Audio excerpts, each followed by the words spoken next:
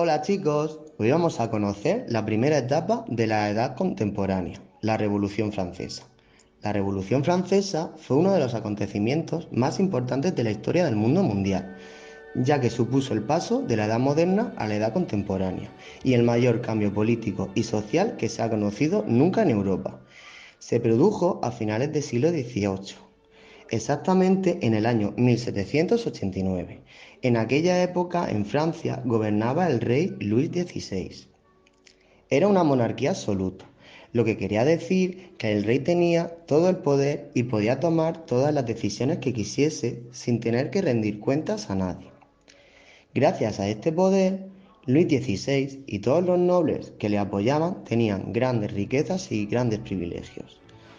Mientras tanto, el pueblo llano, como la burguesía, abogados, médicos, artesanos, comerciantes y campesinos, tenía que pagar mucho dinero en impuestos y vivían la gran mayoría en la miseria.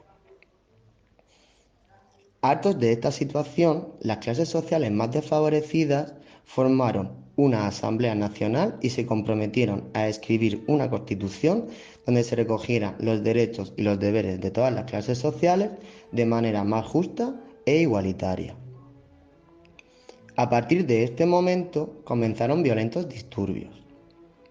El 14 de julio de 1789, en París, una gran masa de gente se dirigió a la Bastilla para liberar a todos los encarcelados que se habían opuesto al rey.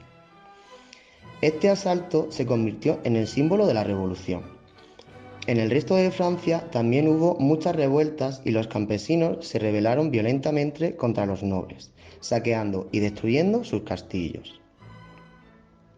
La Asamblea Nacional tomó el poder y gobernó basándose en tres grandes ideas: libertad, igualdad y fraternidad.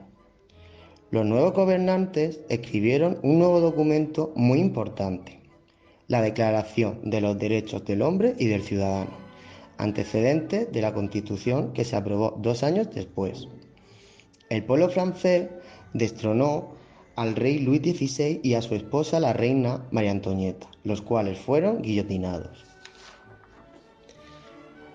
Las consecuencias de la Revolución Francesa fueron muchas, pero lo más importante fue que acabó con la desigualdad entre las clases sociales, que se establecieron nuevos derechos para los ciudadanos y que se difundieron las ideas democráticas al resto de los países de Europa, como España, Inglaterra o Alemania.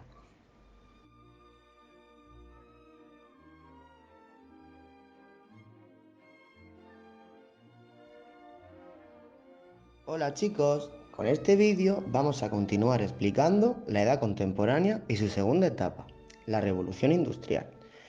Llamamos Revolución Industrial a la etapa de la historia que va desde 1780 a 1850 y que se inició en Inglaterra. Durante casi toda la historia de la humanidad, la vida se había basado en la agricultura y la ganadería. A finales del siglo XVIII, el inglés James Watt mejoró un invento que ya existía: la máquina de vapor.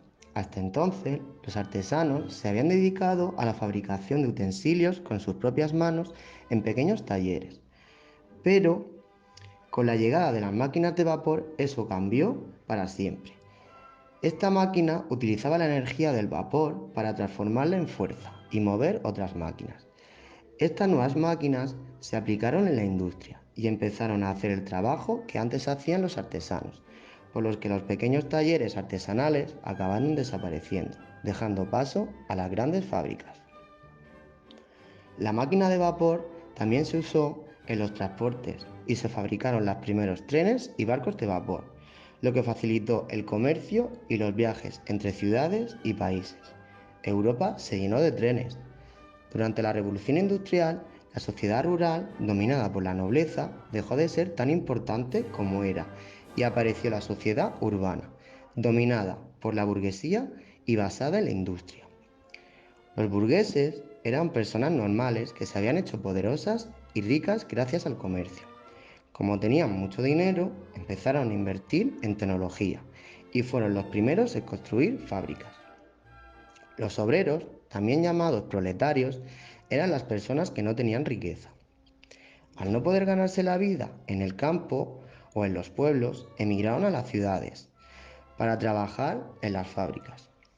Al principio trabajaban en muy malas condiciones y por muy poco dinero, tan poco que muchos niños tuvieron que trabajar en tareas muy duras y peligrosas para que las familias pudiesen alimentarse.